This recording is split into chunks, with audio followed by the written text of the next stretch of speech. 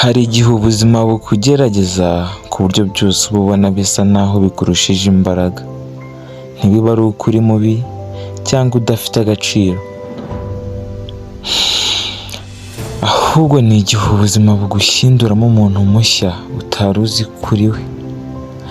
Hari igihe ubyuka ukumva umutima wawe uremerewe, ntacyo ushaka kuvuga, ntaho ushaka kujya.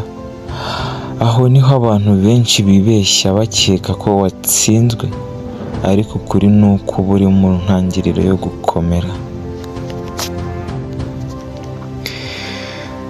Abantu bakwegereye igihe cyiza cyawe bakakunezerwa igihe byose bigenda neza, ariko igihe ibintu bitangiye kugorana bucece bucece, bamwe batangira kugenda. Ntabwo ari uko utari mwiza, ni uko utari bose bashobora kugendana nawe mu bihe bikomeye, kandi icyo gihe uba uri kwiga isomo rikomeye kurusha ayandi yose, ko abantu batagukeneye nk'uko wowe ubakeneye.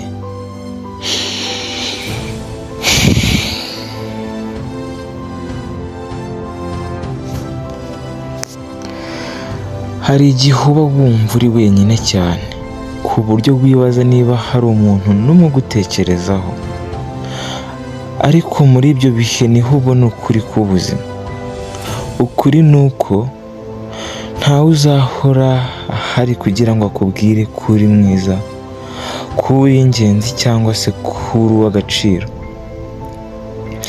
Icyo gihe ni wowe ugomba kwibwira ibyo byose, kuko iyo utabikora isi izakwigisha ibinyuranye nabyo.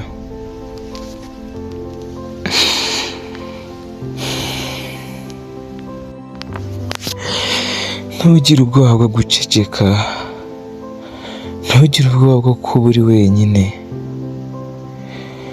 Kuba uri wenyine si intege nke, ni igihe ubuzima bukubwira ngo reka nkwigishe kwiyubaka nta wundi nkwishingikirijeho. Abo wabonaga ko ari bose, si bose bagenewe kugumana nawe. Abo babuze si igihombo, ahubwo ni ugusukura inzira yawe.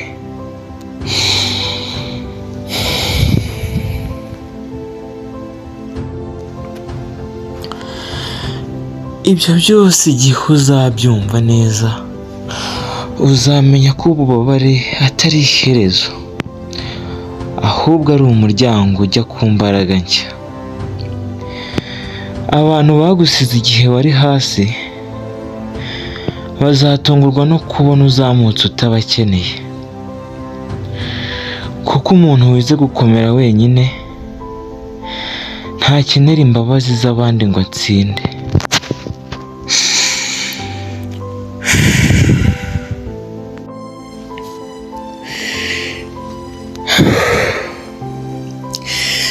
Ntukirirwe usobanurira abantu ku kwanga kwabo, ntukirirwe wihanganira abantu usuzugura agaciro kawe. Igihe uzemera ko utagomba kwemeza buri wese, nibwo uzatangira kubaho ubuzima bwawe bw'ukuri. Uceceke, kora, wiyubake,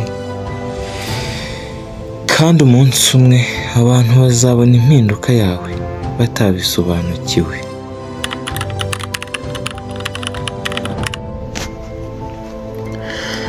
Hari igihe guceceka ari byo bivuga cyane kurusha amagambo yose.